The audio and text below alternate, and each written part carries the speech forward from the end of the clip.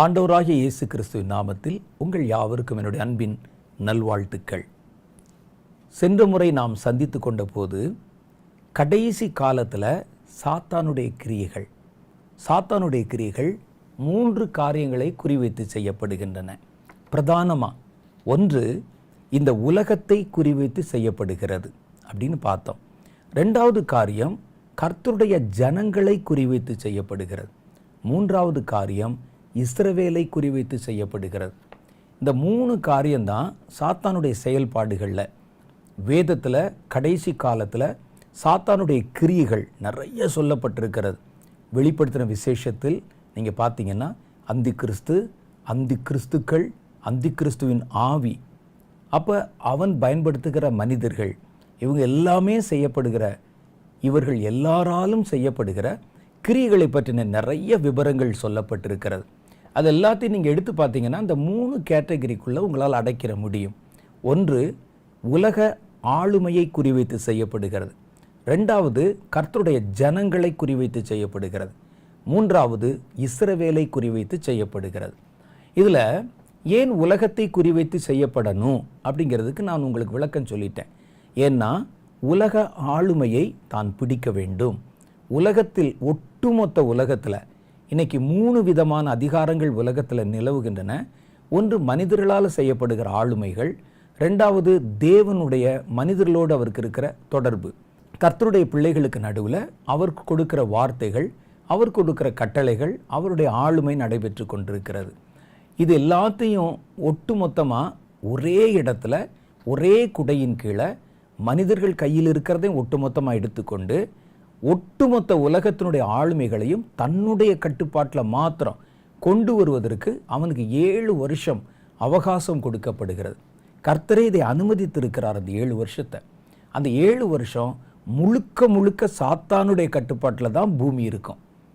ஆளுமை செய்கிற மனிதர்கள் சாத்தானுடைய கைக்கூலிகளாகத்தான் இருப்பாங்க, அவனுடைய கையாட்களாகத்தான் இருப்பாங்க.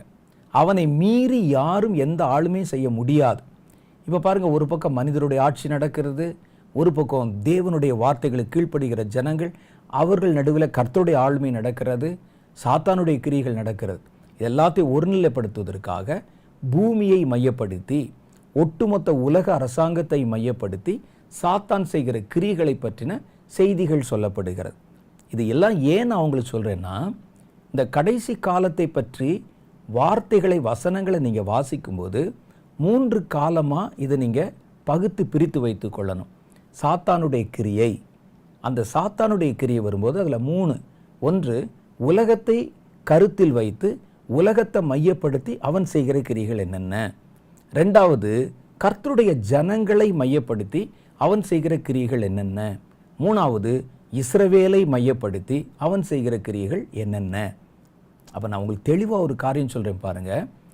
கடைசி காலங்களை பற்றின வசனங்களை, காரியங்களை நீங்கள் படிக்கணும்னு நினச்சா முதல்ல 3 பிரிவாக அதை பிரித்து கொள்ளணும்.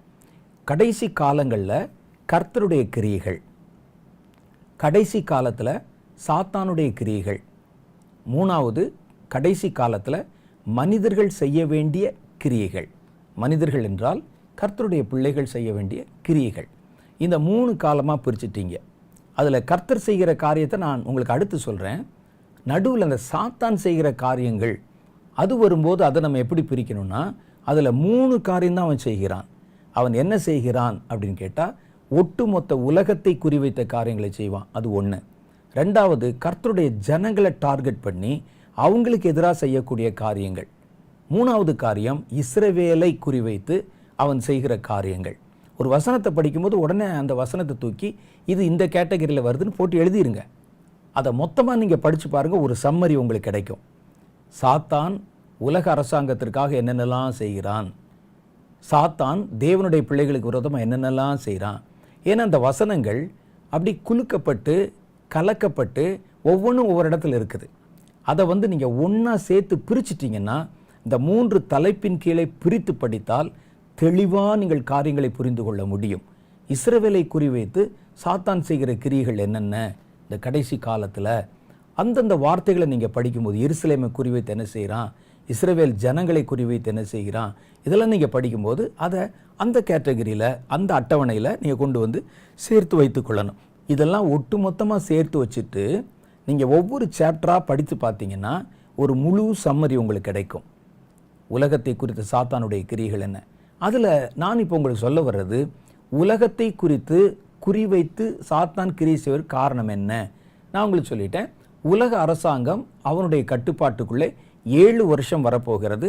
முழுக்க முழுக்க A to Z அவனுடைய ஆளுமை தான், அவனுடைய சட்டத்திட்டங்கள் தான், அவன் கையில் தான் முழு அதிகாரம் கொடுக்கப்பட்டிருக்கும். அப்படிப்பட்ட ஒரு சூழ்நிலைக்காக தன்னை ஆயத்தப்படுத்தி கொள்ளுகிறான்.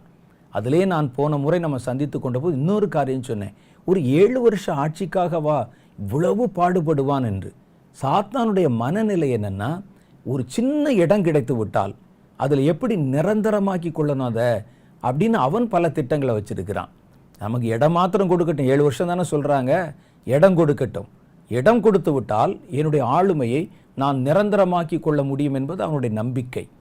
சரி, அடுத்து சாத்தான் செய்கிற கிரியைகள் நம்ம ஏன் பார்க்குறோன்னா, மனிதர்களை குறிவைக்கிறது. அதில் குறிப்பாக கர்த்தருடைய பிள்ளைகளை குறிவைத்து அவன் செய்கிற காரியம். ஏன் அப்படின்னு கேட்டால், கர்த்தருடைய பிள்ளைகள் பூமியில் இருந்தால், நான் ஏற்கனவே சொன்ன மாதிரி கர்த்தருக்கும் பூமிக்கும் இடையில் ஒரு தொடர்பு இருக்கிறது. கர்த்தருக்கும் பூமிக்கும் இடையில் அந்த தொடர்பு கர்த்தருடைய பிள்ளைகளால் தான் உண்டாக்கப்படுகிறது. கர்த்தர் ஒரு வார்த்தையை பேசணும், கர்த்தர் ஒரு மனிதனுக்கு ஒரு காரியத்தை சொல்லணும், கர்த்தருடைய பிள்ளைகள் இருந்தால் தானே பேச முடியும். இல்லாவிட்டால் கர்த்தருடைய வார்த்தைகள் பூமியில் வராது. சில காலகட்டங்களில் பார்த்தீங்கன்னா ஜனங்கள் தேவனை விட்டு சோரம் போன போது அந்த நாட்களில் கர்த்தருடைய வார்த்தை கிடைப்பதற்கு அரிதாக இருந்தது என்ற வசனத்தை உங்களால் வாசிக்க முடியும். தீர்க்கதரிசிகளை கொண்டு கர்த்தர் பேசினார். எப்போ? கர்த்தருடைய ஜனங்கள் பூமியில் இருக்கும்போது, அவர்கள் தங்களுடைய வழிகளை கெடுத்து கொண்ட போது கர்த்தருடைய வார்த்தைகள் கேட்பதற்கு அரிதாக இருந்தது. சாமுவேல் என்ற தீர்க்கதரிசி எழும்புவதற்கு முன்னால் பல காலங்கள் கர்த்தர் மனிதர்களோட பேசவே இல்லை. ஏனென்றால் அவனவன் தன்னுடைய வழிகளை கெடுத்து கொண்டிருந்தான். யார்கிட்ட போய் பேசுறது? அப்போ கர்த்தருடைய பிள்ளைகள் இருந்தால் தான் கர்த்தர் இந்த பூமியோட ஒரு தொடர்பு வைக்க முடிகிறது, அவர்களோடு தான் தன்னுடைய வார்த்தையை வெளிப்படுத்த முடிகிறது. அதனால் என்ன செய்கிறான்னா, அந்த தொடர்பை துண்டிக்கணும். கர்த்தருடைய பிள்ளைகள் இல்லாவிட்டால் அவருடைய வார்த்தை வராதே என்று. நீங்கள் பாருங்கள், பழைய ஏற்பாட்டு காலத்தில் நிறைய தீர்க்கதரிசிகளை குறித்த செய்திகளை நீங்கள் வாசிப்பீங்க. ஏசாயா, எரேமியா, எசேக்கியேல், இன்னும் பல தீர்க்கதரிசிகள், ஆகாய், நாகூம், மீகா என்று இஸ்ரேல் தேசம் 2ஆக பிரிந்த போது கூட அதில் பல தீர்க்கதரிசிகள் எழும்பினார்கள் என்று கர்த்தருடைய வேதம் சொல்லுது. ஆனால் மல்கியாவின் காலத்துக்கு பிறகு, சகரியாவின் காலத்துக்கு பிறகு, புஸ்தகம் என்ற அளவில் மல்கியா தான் அதில் நம்ம கடைசி புஸ்தகம் வைக்கப்பட்டிருக்கிறது. சகரியா போன்ற காரியங்களை, சகரியா தீர்க்கதரிசியின் கடைசி காலங்களில், அதுக்கு பிறகு வந்த ஏறத்தாழ பல நூற்றாண்டுகள், புதிய ஏற்பாட்டு காலத்தில் யோவான் வர்ற வரைக்கும் இடையில் கர்த்தருடைய வார்த்தைகள் வெளிப்படவே இல்லை. இடையில் ஏதாவது தீர்க்கதரிசி வந்தாங்களா பாருங்க? இடையில் ஒரு பெரிய அரசாங்கம் வந்துட்டு போயிருக்குது, கிரேக்க சாம்ராஜ்யம். இந்த தீர்க்கதரிசிகளின் காலம் முடிஞ்ச பிறகு கிரேக்க சாம்ராஜ்யம் வந்தது. கிரேக்கர்களை மேற்கொண்டு விட்டு அதுக்கு பிறகு ரோமர்கள் வந்தாங்க. அப்போ இந்த இடைப்பட்ட காலம் பல நூற்றாண்டுகள், ஏறத்தாழ 400-500 வருஷங்கள் கர்த்தர் மனிதர்களோட தொடர்பு கொள்ளவே இல்லை, கர்த்தர் மனிதர்களோட பேசவே இல்லை. கர்த்தர் பேசின வார்த்தைகளை உங்களால் வாசிக்கவே முடியலை. எந்த ஒரு தீர்க்கதரிசியும் இந்த குறிப்பிட்ட காலத்தில் எழும்பவில்லை. வேத அறிஞர்கள் இந்த காலத்தை இருண்ட காலம் என்று சொல்லுவாங்க. இருண்ட காலம்னா கர்த்தருடைய வார்த்தைகள் கிடைக்கக்கூடாத ஒரு காலம். அப்போ கர்த்தருடைய ஜனங்கள், தேவனை பின்பற்றுகிறவர்கள் இருக்கும்போது தான் கர்த்தர் இந்த பூமியோட தொடர்பு கொள்ள முடிகிறது. அதுக்கு பிறகு புதிய ஏற்பாட்டு காலம் வருகிறது. ஜனங்களுக்கு மனம் திரும்பும்படிக்கு அறைகூவல் கொடுக்கப்படுகிறது. அந்த வார்த்தைகளை சொல்வதற்கு கர்த்தர் ஒரு மனிதனை தேடி யோவான் ஸ்நானகனை கண்டுபிடித்தார். அவர்தான் மறுபடியும் கர்த்தருடைய வார்த்தைகளை பூமிக்கு கொண்டு வருகிறார். அந்த வார்த்தைகளை கொண்டு வந்து ஜனங்களுக்கு அறைகூவல் கொடுத்து மனம் திரும்ப வேண்டும் என்று சொல்லும்போது அடுத்து இயேசு வந்து விடுகிறார். இயேசு வந்த பிறகு பரிசுத்த ஆவியினாலே மனிதர்களில் பல பேரை தன்னுடைய பிள்ளைகளாக மாற்றுகிறார்.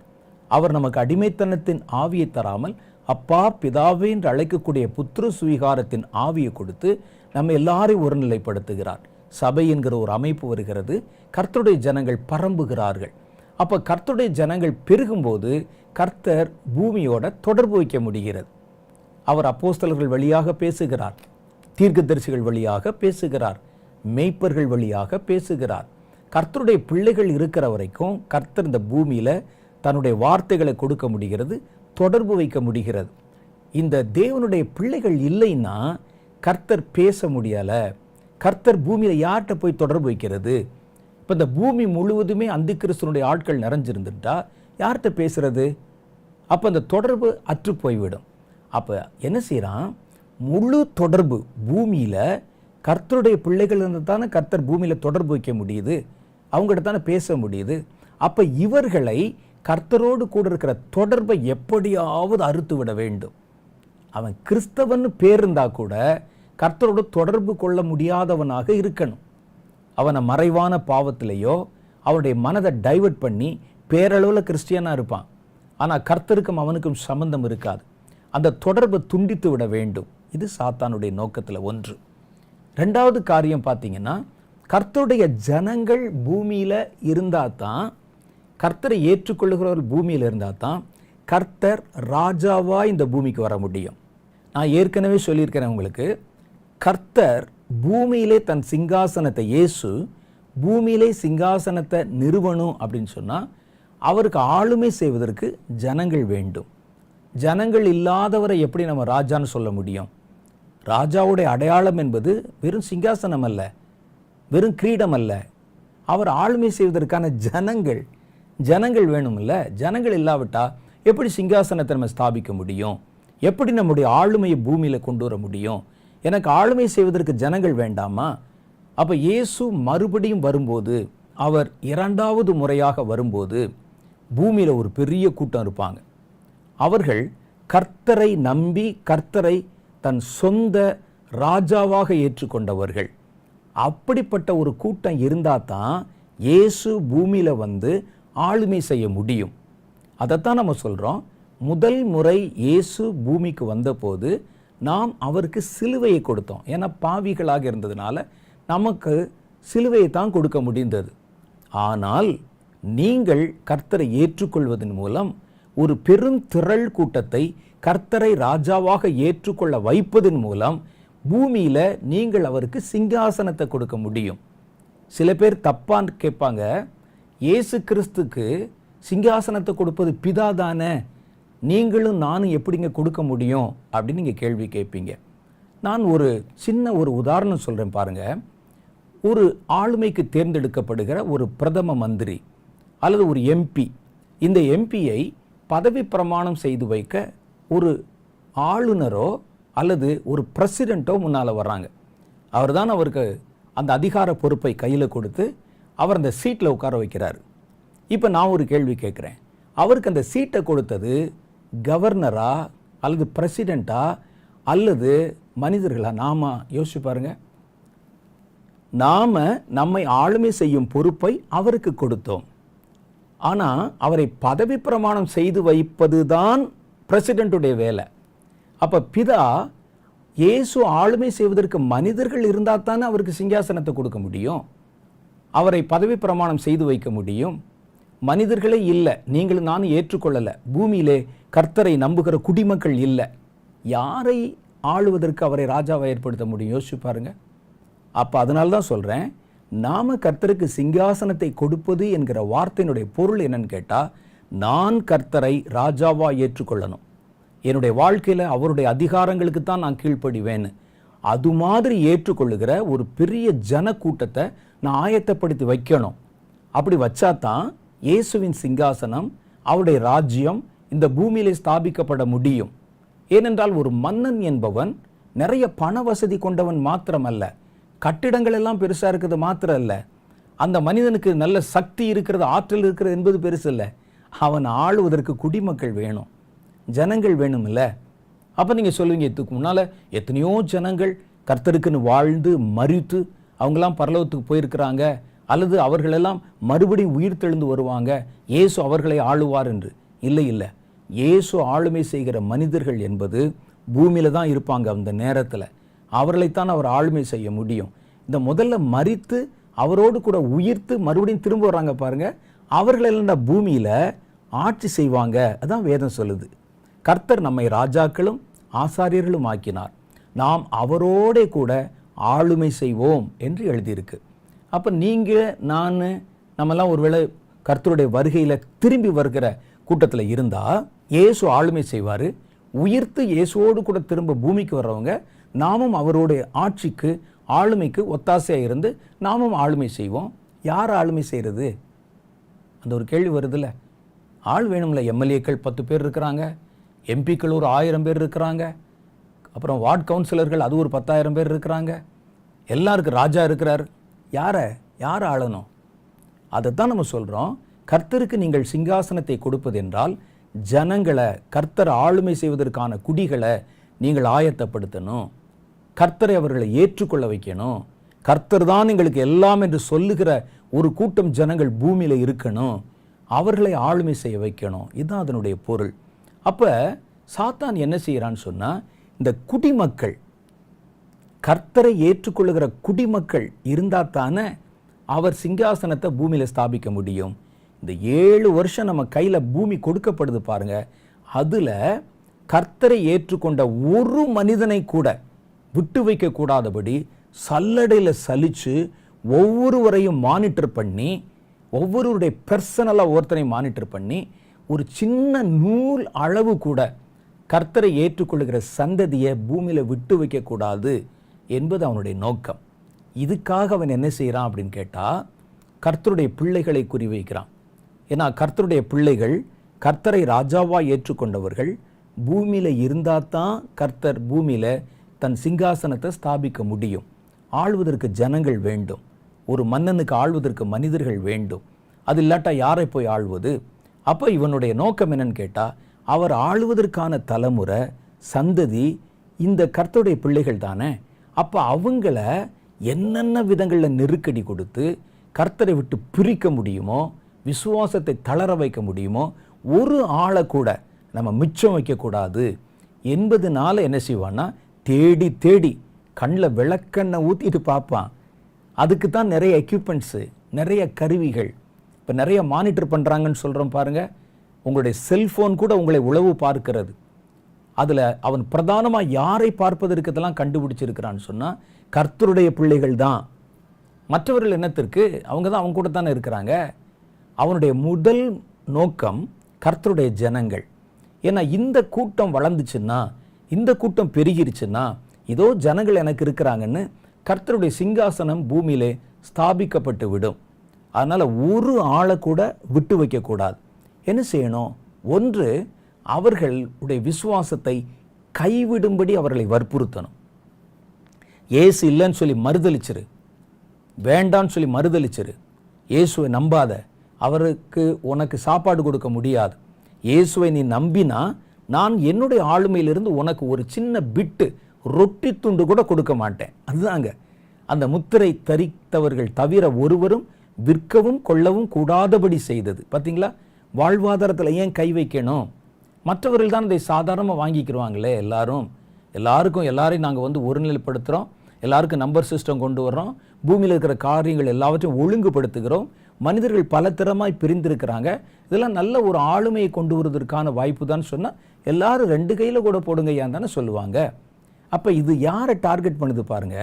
கர்த்தருடைய பிள்ளைகளை. என்னை ஏற்றுக்கொள்ளாவிட்டால் உன்னுடைய அடிப்படை வாழ்வாதாரம் கூட பாதிக்கப்படும். இதில் நம்ம என்ன செய்யணும்? உன்னுடைய அடுத்த வேளை உணவுக்கு கூட நீ கையேந்த வேண்டிய ஒரு நிலைமை வரும் என்று அவர்களை த்ரெட்டன் பண்ணுறது மூலம் அங்கே சொல்லப்படுகிற அந்த காரியம், வருகிற காரியம் யாரை டார்கெட் பண்ணுது பாருங்க? வெகுஜனத்தையா? வெகுஜனத்துக்கு இதை பற்றிலாம் கவலையே இல்லை. எல்லாம் நீங்கள் இதை செய்யணும்னு சொன்னால் செஞ்சுருவோம். இந்த அட்டை வாங்கினா வாங்கிடுவோம், சிப்பு போடணும்னா போட்டுருவோம், இந்த ஊசி ஏற்றனா ஏற்றிக்கிடுவோம். நமக்கு அதை பற்றி கவலை இல்லை. நமக்கு வாழ்க்கை நடக்கணும், சுலபமாக நடக்கணும். ஏதோ ஒன்று, ஒரு அட்டை வாங்க சொல்கிறான் அவ்வளோதானே வாங்கிக்கிடுவோம், ஒரு முத்திரை வாங்க சொல்கிறான் அவ்வளோதானே வாங்கிக்கிடுவோம். இது சுலபமாக தானே இருக்குது. ஒரு கடைக்கு போனால் நம்முடைய சம்பளத்தை இந்த சிப்பிலே வாங்கிக்கிற முடியுது, நம்முடைய செலவினங்களை இந்த சிப்பிலே நம்ம சந்தித்து கொள்ள முடிகிறது, மெடிக்கல் காரியங்களை இந்த சிப்பு மூலமே நம்ம சரிப்படுத்தி கொள்ள முடியும். நல்லது தானே அப்படின்னு நினைப்பாங்க. அது யாரை டார்கெட் பண்ணுது? வெகுஜனத்தை அல்ல, கர்த்தருடைய ஜனத்தை. இந்த முத்திரை அடையாளத்தை போட்டு அவன் என்னுடைய கட்டளைகளுக்கு கீழ்ப்படிந்து சாப்பிட்டவன், என்னுடைய கட்டளைக்கு கீழ்ப்படிந்து இந்த உலகத்தில் வாழ்ந்தவன் என் குடிமகன் என்று உங்களை நிரூபிக்கணும். அவன் அதான் இவன் பாருங்க, இவன் மேலே இருக்கிற முத்திரை ஏன் குடிமக்கள். இப்போவே பாருங்களேன், ஒவ்வொரு தேசத்துக்கும் நான் எந்த தேசத்தின் குடிமக்கள் என்பதை அடையாளப்படுத்தி இருக்கிறாங்க. நான் ஒரு இந்தியன், எனக்கு ஒரு அடையாளம் இருக்குல்ல, ஒரு பாஸ்போர்ட் இருக்குல்ல, ஒரு ஆதார் கார்டு இருக்குல்ல. அதே மாதிரி சாத்தான் என்ன செய்யறான்னா, இவர்கள் எல்லாம் என்னுடைய கட்டுப்பாட்டில் இருக்கிறவர்கள் என்று அவர்களை அடையாளப்படுத்துவதற்கு கொடுத்த முத்திரை தான் அந்த முத்திரை. இப்போ ஒவ்வொரு தேசத்துக்கும் நேஷனல் அந்த அடையாளங்கள் இருக்கின்றன, அது வேற.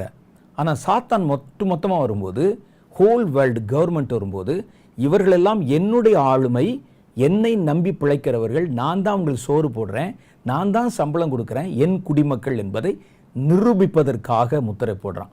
இல்லாட்டா முத்திரை என்பதை கர்த்தர் ஏன் இவ்வளவு ஒரு பெரிய இஷ்யூ எடுத்துக்கிறனோ? வசனம் சொல்லுகிறது, அந்த முத்திரை தரித்தவர்கள் சாத்தானோடு கூட அக்னியும் கந்தகம் எரிகிற கடல்லே தள்ளப்படுவார்கள். வெளிப்படுத்தின 20வது அதிகாரத்தில் சொல்லுது.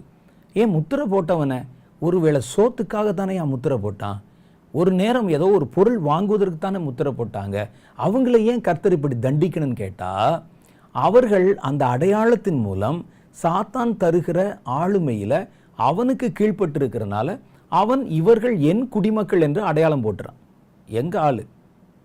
நான் தான் அவனை வளர்த்து, நான் தான் அவனை படிக்க வச்சு, நான் தான் அவனுக்கு எல்லாம் கொடுத்து, இவர்கள் என் குடிமக்கள். அப்போ அவனுடைய குடிமக்கள் அவன் அழிக்கப்படும் போது அவனுடைய குடிமக்களும் சேர்ந்து அழிக்கப்படுகிறார்கள். அப்போ இவன் எங்கே டார்கெட் பண்ணுறான்னு சொன்னால், இயேசு வரும் பொழுது அவரை ஏற்றுக்கொள்ளுகிற, ராஜாவா ஏற்றுக்கொள்ளுகிற ஒரு ஆள் கூட பூமியில் இருக்கக்கூடாது. ஒரு ஆள் கூட. அதுக்கு தான் கண்ணில் விளக்கெண்ணெய் ஊற்றிட்டு தேடுறான். பெரிய கும்பல் மாத்திரம் இல்லை, ஒவ்வொரு இண்டிவிஜுவலும் கவனமாக இருக்கணும்.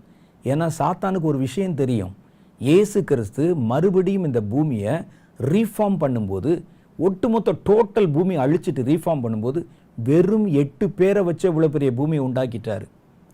அப்போ அவன் பெரிய கூட்டம்தான் அவரை ராஜாவாக ஏற்றுக்கொள்ளணும் இல்லை, ஒரு சின்ன கூட்டம், ஒரு 10 பேர் ஏற்றுக்கொண்டால் கூட அது அவனுக்கு லாஸு. அவன் இதெல்லாம் அவனுக்கு தெரிஞ்சிருக்கும்ல, அவன் படிச்சிருப்பான்ல. 8 பேரை வச்சு இவ்வளோ பெரிய பூமியை உண்டாக்கிட்டாரே. அப்போ அதனால ஒரு இண்டிவிஜுவலை கூட நம்ம விட்டு வைக்கக்கூடாது.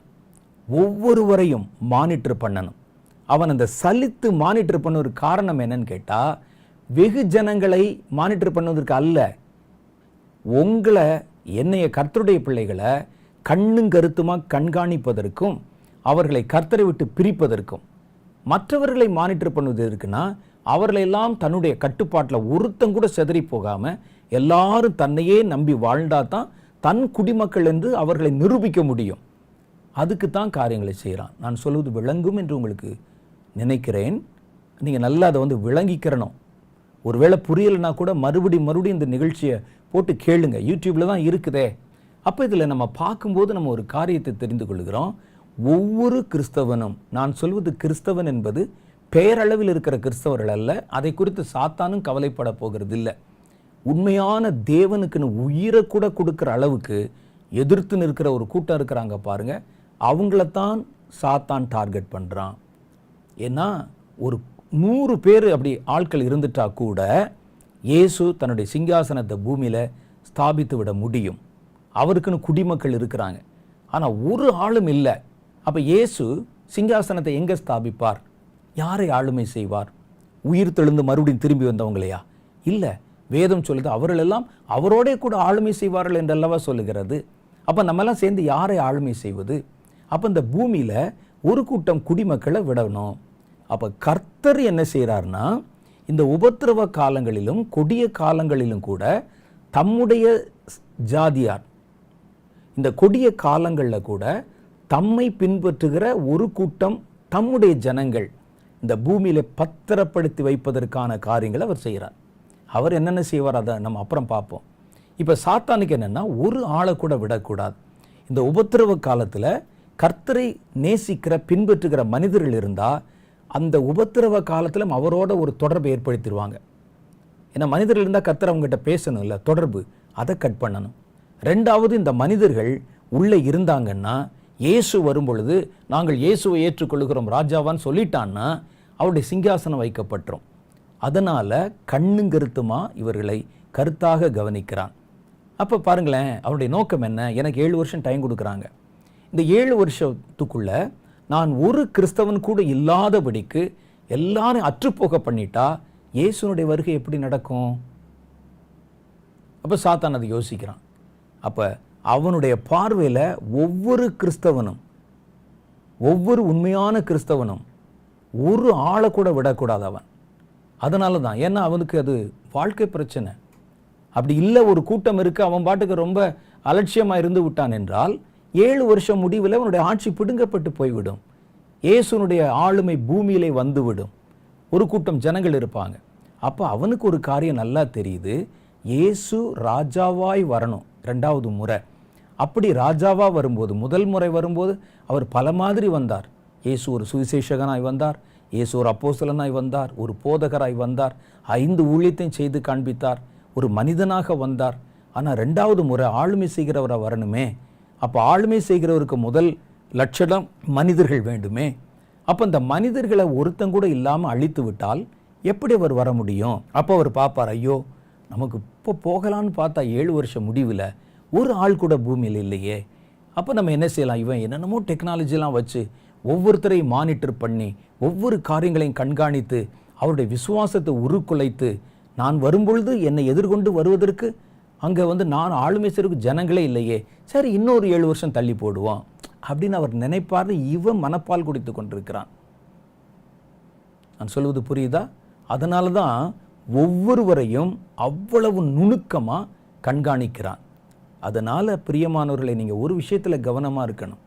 விஞ்ஞானம் என்கிற பெயரில் உங்களை மானிட்டர் பண்ணுவதற்கு, கண்காணிப்பதற்கு இருக்கக்கூடிய வசதிகளை உடனே உடனே உடனே வாங்கி நீங்கள் போய் சிக்கிக்கிறாதீங்க. இதில் ஒவ்வொரு காரியத்தில் கவனமாக இருங்க. ஒவ்வொரு விஷயம் உலகத்தில் அறிமுகப்படுத்தப்படும் போதும் ஜெபம் பண்ணுங்க, இது எதற்குன்னு.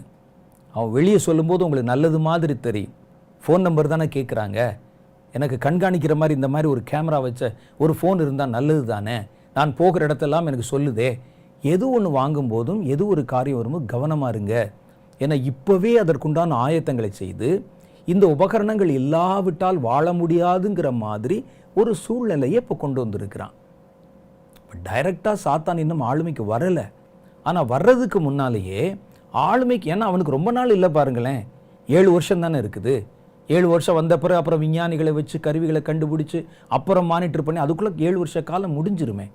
அப்போ அவன் வருவதற்கு முன்னாலேயே ஒரு சிறு மனிதனை கூட, ஒரு சின்ன குழந்தையை கூட, ஒரு விசுவாசிக்கிற ஒரு சின்ன குழந்தையை கூட என் கண் பார்வையிலிருந்து தப்ப விடக்கூடாது, அவங்கள கண்ணும் கருத்துமா என் கட்டுப்பாட்டில் வைத்து கொள்ளணும் என்பதில் இதற்குத்தான் தீவிரம் காட்டுகிறான். நாம் என்ன செய்கிறோம்?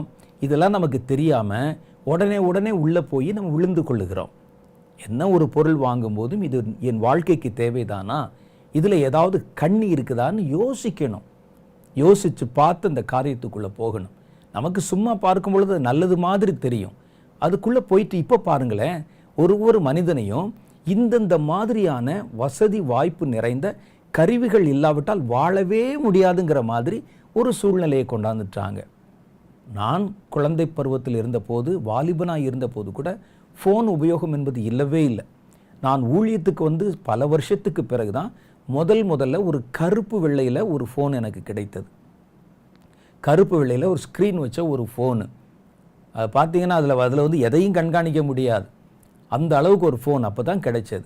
நாங்கள் எல்லாம் அதெல்லாம் இல்லாத காலத்திலே ஊழியம் செஞ்சுருக்கிறோம், வாழ்ந்திருக்கிறோம். எங்களுடைய வாழ்க்கை அமைதியும் சந்தோஷம் நிறைந்ததாகத்தான் இருந்திருக்கிறது. ஆனால் இப்போ ஆஃபீஸுக்கு போகும்போதோ வெளியே போகும்போதோ ஃபோனை மறந்து வச்சுட்டோன்னு பாதி வழியில் தெரிஞ்சால் என்ன பதற்றம் பதறுகிறார்கள் யோசிச்சு பாருங்கள். ஐயோ ஃபோனை வச்சுட்டு வந்துட்டேன், ஏன் ஃபோன் இல்லாவிட்டால் உன்னால் வாழ முடியாதா, ஃபோன் இல்லாவிட்டால் போயிட்டு வர முடியாதா? அப்போ வாழ்க்கை அப்படி கொண்டாந்துட்டாங்க. நம்முடைய மனதை அப்படி கருத்தேற்றம் பண்ணிவிட்டார்கள். இது இல்லாவிட்டால் உன்னால் வாழ முடியாது, இதோடு தான் நம்ம வாழணும். அது நம்முடைய சரீர உறுப்புகளில் ஒன்று மாதிரியே மாறிவிட்டது. நாளைக்கு இதை அந்த சிப்பு வைத்து தான் நீங்கள் இயக்க வேண்டும் என்று சொன்னால் நம்ம தான் அடிக்ட் ஆகிட்டோமே, நம்ம என்ன செய்யவும் தயாராக இருப்போம். அப்போ இதில் கண்காணிக்கிறார்கள் ஒவ்வொருவரையும். அவன் மெயினாக கண்காணிப்பது யாரை அப்படின்னு கேட்டால் கர்த்தருடைய பிள்ளைகளை. 2வது யாரை கண்காணிப்பான்னா, தன்னுடைய ஆட்சியில் இருந்து கொண்டே தன் காரியத்தை வைத்து கொண்டே அவனுடைய இருதயம் இந்த ஆட்சியில் அதிருப்தி இருக்கும். கொஞ்சம் பேருக்கு அவங்கள எப்படியாவது இவங்க மனம் திருப்பிடுவாங்களோ கிறிஸ்தவர்கள் என்று அப்படிப்பட்ட ஜனங்களையும் கண்காணிப்பாங்க. அப்படி ஒவ்வொருவரையும் கண்காணித்து எல்லா மக்களையும் கண்காணிப்பான். ஏன்னா யாரும் தன்னுடைய கண் பார்வையிலிருந்து தப்பிவிடக்கூடாது. ஒட்டுமொத்த உலகத்தில் இருக்கிற மனிதர்கள் எல்லாமே என் குடிகள் என்று நிரூபிக்கணும். அப்போ கர்த்தருடைய குடிகள் என்ற ஒரு சின்ன கூட்டத்தை கூட விட்டுறக்கூடாது. அது ஏன்னா நான் ஏற்கனவே உங்களுக்கு சொன்னேன். ஏன் அப்படின்னா ஒரு சின்ன கூட்டத்தை வச்சு தான் கர்த்தர் மறுபடியும் உலகத்தை உருவாக்கி விட்டார். அதனால தான் ஒவ்வொரு இண்டிவிஜுவல் மேலேயும் அவ்வளவு கருத்தாக அவர்களை கண்காணித்து அவங்களுக்கு எதிரான திட்டங்கள் தான் கொண்டு வருவான். அப்போ ரொம்ப கவனமாக நம்ம இருக்கணும். இதை பற்றி நம்ம நிறைய காரியங்கள், நிறைய வசனங்கள், வார்த்தைகள் கர்த்தருடைய பிள்ளைகளுக்கு விரோதமாக என்னென்னலாம் வரும் என்பதை குறித்து பல இடங்களில் சொல்லப்பட்டிருக்கிறது. இப்படிப்பட்ட வசனங்களை வாசிக்க நேரிடுகையில் இந்த வசனங்கள் எல்லாம் நீங்கள் இந்த பட்டியலின் கீழே கொண்டு வந்து பொருத்தி கொள்ள வேண்டும். இதெல்லாம் கர்த்தருடைய பிள்ளைகளுக்கு விரோதமாக செய்யப்படுற காரியம். உங்களை ஜெபாலயங்களுக்கு புறம்பாக்குவாங்க, சிறைச்சாலையில் அடைப்பாங்க, உங்களை துன்புறுத்துவாங்க, உங்களை வேதனைப்படுத்துவாங்க. இதெல்லாம் கர்த்தருடைய பிள்ளைகளுக்கு எதிராக வருகிற காரியங்கள். அடுத்த காரியம், மூன்றாவது காரியம், இஸ்ரவேலை மையப்படுத்தி சாத்தான் செய்கிற கிரியைகள். ஏன் அப்படின்னு கேட்டால், ஒன்று, இஸ்ரவேல் ஜனங்கள் தான் முதல்ல கர்த்தரால் என் ஜனங்கள் என்று உலகத்தில் அடையாளம் காட்டப்பட்டவர்கள். இவர்கள் என் ஜனம் என்று சொல்லி கர்த்தர் தன் ஜனம் என்று சொன்னது இஸ்ரவேல் ஜனங்களை. ரெண்டாவது, எருசலேம். இந்த எருசலேம் என்பது மகாராஜாவின் நகரம் என்று சொல்லப்படுகிறது. அந்த சீயோன் மலையில் தான் கர்த்தருடைய சிங்காசனம் ஸ்தாபிக்கப்படும் என்று வேதம் சொல்லுது. அதனால் இவன் என்ன செய்கிறான்னா, தன்னுடைய சிங்காசனத்தை அந்த இடத்துல ஸ்தாபிக்கணும். அந்த நகரம் எனக்கு வேணும். அது மகாராஜாவின் நகரம் என்று சொல்லப்படுகிறது அல்லவா? அந்த எருசலேமில் நான் உட்காரணும், அவரை உட்கார விடக்கூடாது. ரெண்டாவது, என் ஜனங்கள் என்று சொன்னாங்கல்ல, அந்த இஸ்ரவேல் ஜனங்களை, இஸ்ரவேல் என்பதை ரெண்டாக பிரிச்சுக்கிறணும். ஒன்று, நில அளவிலான இஸ்ரவேல் எருசலேம். ரெண்டாவது, இஸ்ரவேல் ஜனங்கள். இந்த இஸ்ரவேல் ஜனங்களைத்தானே என் ஜனங்கள் என்று சொன்னாங்க. அந்த ஜனங்கள் அவருக்கு பக்கபலமாக இருந்தாங்கல்ல, அந்த ஜனத்தை எனக்கு பக்கபலமாக வச்சு, எனக்கு வேலை செய்ய வச்சு, அந்த ஜனங்களுக்கு நான் ஆளுமை செய்கிறவனாக இருக்கணும். அவர்கள் என்னோடு கூட ஆளுமை செய்கிறவர்களாக இருக்கணும். அவர்களை என்னுடைய கட்டுப்பாட்டுக்குள்ளே கொண்டு வரணும் என்ற காரியம். அதனால தான் இந்த 3 விதங்களில் சாத்தானுடைய கிரியைகள் உலக அளவில் முக்கியத்துவப்படுத்தப்படுகின்றன. ஒன்று, உலகத்தின் ஆளுமையை குறிவைத்து சாத்தான் செய்கிற கிரியைகள். ரெண்டாவது, கர்த்தருடைய பிள்ளைகளை குறிவைத்து சாத்தான் செய்கிற கிரியைகள். மூன்றாவது, இஸ்ரவேலை குறிவைத்து சாத்தான் செய்கிற கிரியைகள். மேக்சிமம் இதுக்குள்ளே தான் எல்லாமே அடங்கி இருக்கும். இதில் இந்த வசனங்களை நீங்கள் வாசித்து இதை ஒவ்வொன்றையும் அந்தந்த பிரிவின் கீழே கொண்டு வந்து பொருத்தி அவைகளை நீங்கள் வாசித்து பாருங்களேன், ஆச்சரியம் உங்களுக்கு காத்திருக்கும். ஒரு பெரிய சம்மரியே உங்களுக்கு கிடைக்கும். உலக ஆளுமைக்கு அவன் என்னென்ன செய்கிறான், ஒரு சம்மரி. கர்த்தருடைய பிள்ளைகளுக்கு எதிராக என்னென்ன செய்கிறான், ஒரு சம்மரி. இஸ்ரவேலுக்கு விரோதமாக அவன் என்னென்ன செய்கிறான், ஒரு சம்மரி. இது 3 தெரிஞ்சிட்டா உங்களுக்கு இந்த கடைசி காலத்தை குறித்த நுணுக்கமான பல விவரங்களை தெரிந்து கொள்ள முடியும். ஏன் தெரிந்து கொள்ளணும்? இதுவரைக்கும் பேசினதும் பிரசங்கித்ததும் வாசித்ததுமான காரியங்களை நம்ம தலைமுறையில் நேராக பார்க்க போகிறோம். நம்முடைய பிள்ளைகள் பார்க்க போகிறாங்க. இதுதான் இவைகளை ஆழமாய் தியானிக்க வேண்டிய காலம். வெறும் தியானிப்பதோடு அல்ல, அதற்கு ஏற்ற விதத்தில் நம்மை ஆயத்தப்படுத்தி கொள்ளுகிற காலம். சரி, இன்றைக்கி நமக்கு அதிக நேரமாகிவிட்டது. அடுத்த நிகழ்ச்சியில் இது சம்பந்தமான இன்னும் பல முக்கியமான தகவல்களோடு நான் உங்களை சந்திக்கிறேன். அதுவரை உங்களிடமிருந்து நன்றி கூறி விடைபெறுகிறேன். நன்றி, வணக்கம்.